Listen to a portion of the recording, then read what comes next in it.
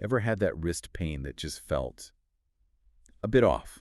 Maybe after you braced yourself during a fall weekend sport, something like that. That sort of nagging ache that makes you think, maybe I should get this looked at. Yeah. If that sounds familiar, well, you're in the right place. Today, we're doing a deep dive into something that could be behind that feeling. Scaphoid fractures. That's right. We're honing in on fractures of the scaphoid bone, one of the small carpal bones there in your wrist. Now, it might sound relatively minor, perhaps, but because the scaphoid has some unique features, understanding these fractures is really vital to head off potential long-term problems. Exactly. So our mission here in this deep dive is to give you a really solid, high-yield overview of scaphoid fractures. Basically, everything you need for revision. We'll cover how they happen, how they're diagnosed, managed, all the key stuff. Think of it as your focused revision guide. We're using some comprehensive revision notes as our base, so the info is thorough. Okay, let's jump in. What exactly is a scaphoid fracture? So basically, it's a break in the scaphoid bone. Simple as that. As we said, it's one of those small carpal bones in the wrist, and these breaks can happen in different spots on the bone. We talk about the waist, which is the middle part, or the proximal pole, that's the end closer to your forearm, sort of proximal for near, or the distal pole, the end near your hand. And despite being small, the scaphoid's pretty important for wrist movement and stability. So a fracture, it can really cause significant pain and trouble with using your hand. Okay, definition clear. Now the how. How do these typically happen? What's the usual story? The most common reason, overwhelmingly, is a fall onto an outstretched hand. We often just call it a FOOSH injury. You can picture it, right? You trip, instinctively put your hand out, and if you land on your palm with your wrist bent back extended, that force shoots up through the wrist and crack. It can fracture the scaphoid. It's actually pretty common for someone to come in weeks later thinking it's just a sprain after a fall like that. Ugh, the FOOSH. Yeah, you hear that a lot. Easy to imagine how that happens. Are there specific activities that make this more likely? Oh, definitely. Anything where falls are common, or there's a risk of direct impact to the hand. We see them quite a bit in sports like snowboarding, obviously lots of falls there, skateboarding too, and even things like gymnastics where there's a lot of weight and impact going through the wrists. So mostly about the activity, the trauma. Yeah. Are there any factors about the person themselves that might make them more susceptible? Yes, there can be certain underlying things, like if someone has weaker bones, maybe osteoporosis, for example, Right. their scaphoid might just be a bit more fragile, so a fall that wouldn't break a bone in someone else might cause a fracture for them. Right, okay, so the impact causes the break. But what's actually going on inside the wrist then? Especially thinking about those long-term consequences you mentioned. Yeah, this is really the crucial bit to understand about the scaphoid. It has a, let's say, quite delicate blood supply. Unlike a lot of other bones, it gets its blood from just a few small vessels, mostly entering from one end. So when it fractures, especially near the proximal pole, that end closer to the arm, that blood flow can get easily disrupted. And that's the problem. It means the scaphoid doesn't heal as well or as reliably as other bones might. Think of it like a plant with really fragile roots. Even a small disturbance can cause big problems for its health. Okay. So this disruption, it can lead to serious complications. Things like non-union, where the fracture just doesn't knit back together properly, and something called a vascular necrosis, or AVN. That's where part of the bone tissue actually dies off because it's starved of blood. Wow. And both of those, down the line, can lead to wrist osteoarthritis, which is why getting the diagnosis right and treating it promptly is just so important. It's all about minimizing those risks. That limited blood supply really sounds like it's Achilles' heel, doesn't it? So if someone comes in with wrist pain after a fall, what else could be going on? How do you tell it apart? Good question. That's where we think about the differential diagnosis. What else could cause these symptoms? Wrist pain is common, right? It could be a straightforward wrist sprain, like stretched ligaments, or maybe other fractures in the wrist, breaking a different carpal bone or the end of the radius, even things that aren't bone-related, like carpal tunnel syndrome pressing on the nerve. So yeah, distinguishing a scaphoid fracture is key because the treatment and the potential outcomes can be quite different. Right, so it needs careful assessment. How common are these scaphoid fractures then? Are they something doctors see frequently? They're actually the most common type of fracture among all the carpal bones, the most common by far. They make up something like 79% of all carpal fractures. So yeah, pretty common. 79%, wow. Yeah. And they tend to happen more often in younger men, sort of the 20 to 30 age group typically. Also worth knowing, in maybe about 10% of cases, A scaphoid fracture happens alongside other wrist fractures too. Okay, nearly 80%. That really tells you why it's important to know about them.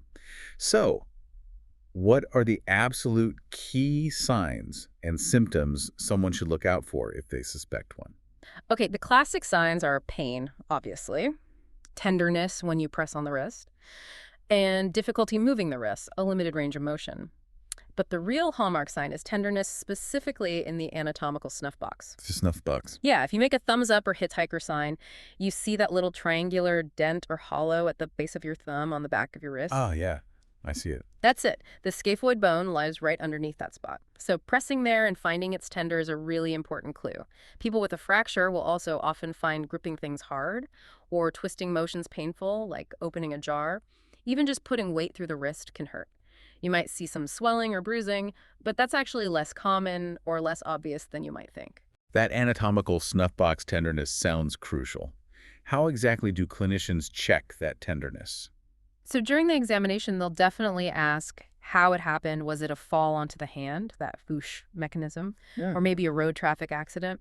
Interestingly, they're not usually caused by just repetitive strain in athletes. It's typically that acute impact. The main thing the patient complains of is that localized wrist pain. But the key finding on exam is palpating, pressing gently in that anatomical snuff box. Now, here's the catch. Less than 10% of people who actually have tenderness there turn out to have a fracture. So it's very sensitive. It picks up most fractures, but it's not very specific. Lots of things can make it tender. Okay, so it's a flag, but not definitive on its own. Exactly. To test it properly, the doctor might get you to fully extend your thumb, maybe tilt your wrist slightly towards the thumb side radial deviation. Then they press gently in the snuff box. You can actually feel another bone, the trapezium, just beyond the scaphoid towards the hand, which helps locate it. Right, so it's very specific palpation. Are there other tests doctors might do during the physical exam? Yes, a couple of others can be useful. Sometimes pushing along the line of the thumb, sort of compressing it towards the wrist, we call it longitudinal thumb compression. If that causes pain, it's suggestive. Also, turning the wrist so the palm faces down pronation and then bending the wrist towards the little finger side ulnar deviation. Pain with that can also point towards a scaphoid fracture. And critically, you always compare how tender is it compared to the same spot on the other, uninjured wrist.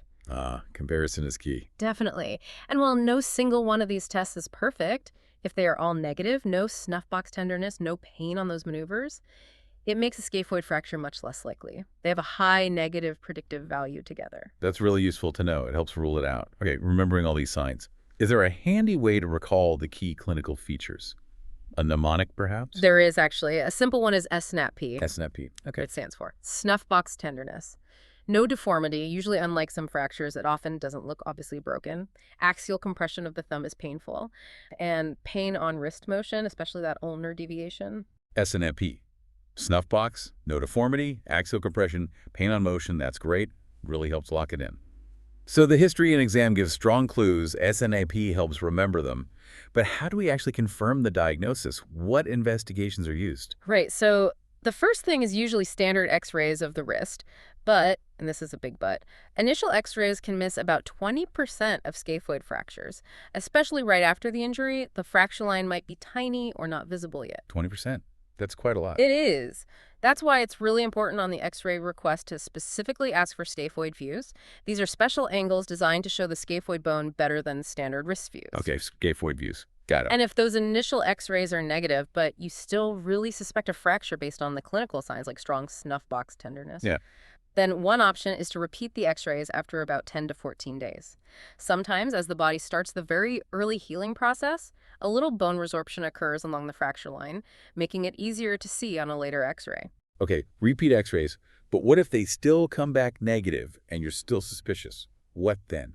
If x-rays remain inconclusive, but clinically you think there's a fracture, then you need further imaging. There are a few options. Bone scintigraphy or a bone scan is very sensitive. It's good at picking up any bone abnormality, including fractures, but it's less specific, meaning it might light up for other reasons too. Plus it involves radiation and usually a delay of about 72 hours. Okay. Then there's CT, computed tomography. CT has moderate sensitivity, maybe misses some subtle ones, but it's highly specific. If CT shows a fracture, it's almost certainly there. And then MRI, magnetic resonance imaging. MRI has pretty good sensitivity and excellent specificity, plus no ionizing radiation. So CT or MRI seem like the main choices. Generally, yes. C2 or MRI are recommended when x-rays are unclear but suspicion is high. They're considered about equally effective for diagnosis in that situation. And another benefit of CT or MRI is they can also show other things, like injuries to the ligaments or other bones in the wrists that might have happened at the same time. Right. So let's take an example. Say a 25-year-old guy falls playing football, lands on his hand. Initial x-rays are normal, but he's got definite significant anatomical snuff box tenderness. What's the next best step? Yep, classic scenario. The next most appropriate step there would be further imaging, specifically with either a CT or an MRI scan to get a definitive answer. Perfect. Okay, so we've confirmed it's a scaphoid fracture. What happens next? How are they managed? Right, management really depends on the fracture's characteristics. The main thing is whether it's non-displaced or displaced. Meaning if the broken pieces are still lined up nicely or if they've shifted apart. Exactly. For non-displaced fractures where the bits are still in good alignment, the standard treatment is immobilization, usually in a cast or sometimes a rigid splint. This typically needs to be worn for about 6 to 8 weeks, sometimes longer, depending on how healing goes and which part of the scaphoid is broken. Okay, cast for non-displaced. What about displaced one? For displaced fractures, or ones involving that tricky proximal pole with the poor blood supply, surgery is often the recommended route. The surgery usually involves putting in small screws or sometimes wires to hold the bone fragments together firmly in the right position while they heal. And again, I know I keep saying it, but early diagnosis and getting the right treatment started quickly is just so key for a good outcome. Makes sense. What about those situations where it's maybe suspected, but the imaging isn't totally clear? Is there a risk of sort of over-treating, putting people in casts unnecessarily? That's a really good point, because everyone's worried about those complications like non-union and AVN. There can sometimes be a tendency to play it safe and immobilize even if it's just a suspected fracture. However, the evidence we have doesn't strongly support doing early surgery routinely for all scaphoid fractures, especially the non-displaced ones. Surgery might, in some cases, allow people to get back to function a bit quicker, but it definitely comes with a higher risk of surgical complications, things like infection, nerve irritation, compared to just being in a cast. That risk is estimated somewhere between 9 and 22%. So deciding between surgery and non-surgical treatment needs to be really individualized. You have to weigh up the fracture type, the patient's needs, their activity level, all that stuff. Okay, so maybe a little memory aid here. Could be something like nice for non-displaced, immobilize conservatively, effectively. Yes, I like that. And maybe DPS for displaced intervention surgery, particularly if significant or proximal. DPS, yeah, nice and DPS. That works pretty well. Non-displaced immobilizers. Displaced, especially proximal, think surgery. Great, so treatment sorted. What about the long term? What's the general outlook, the prognosis for someone after a scaphoid fracture? Well, the prognosis, it varies. It depends on things like exactly where the fracture is, how much it was displaced, the patient's age, how quickly they got treatment, and just how well their body heals. But the good news is that for the majority of cases, if they're managed properly and promptly, scaphoid fractures do heal well, Okay. and people tend to regain good function in their wrist. However, those potential complications, we keep mentioning non-union, AVN, they can definitely affect the long-term outcome if they occur. So prognosis is generally good, but hinges heavily on getting that early appropriate treatment. We've mentioned complications a few times because they're clearly important. Can we just recap the main ones we worry about? Sure.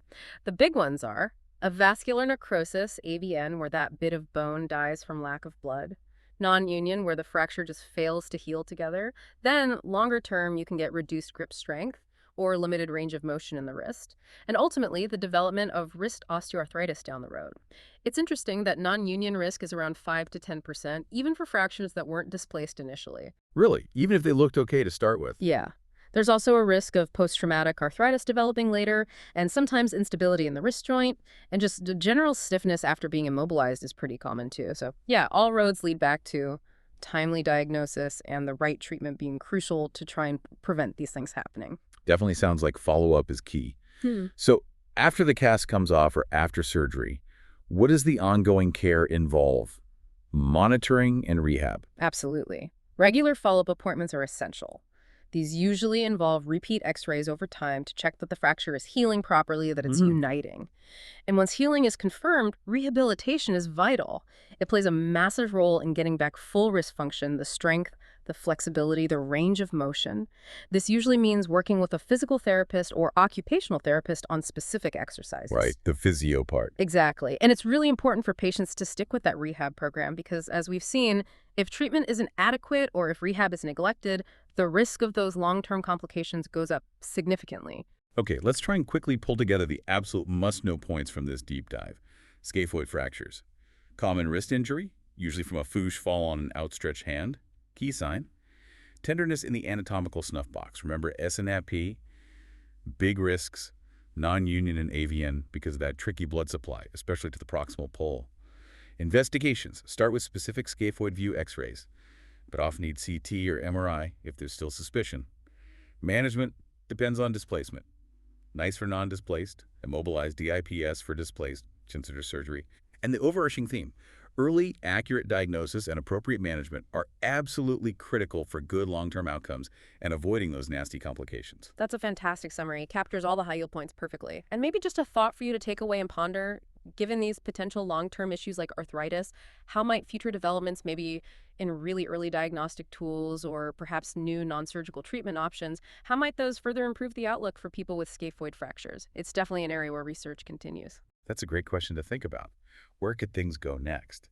Now, if you are prepping for exams, maybe the MSRA, and you found this deep dive useful for revision, definitely check out pastthemsra.com. They've got loads more detailed resources and practice questions. And also, don't forget freemsra.com for a great selection of free learning materials too. Yeah, absolutely. And just remember, learning medicine, it's a continuous journey, isn't it? Keep digging deeper, keep asking questions. That's how you build solid knowledge. Well said. Thank you so much for joining us for this deep dive into scaphoid fractures. We really hope it's helped clarify things for you. Until the next one.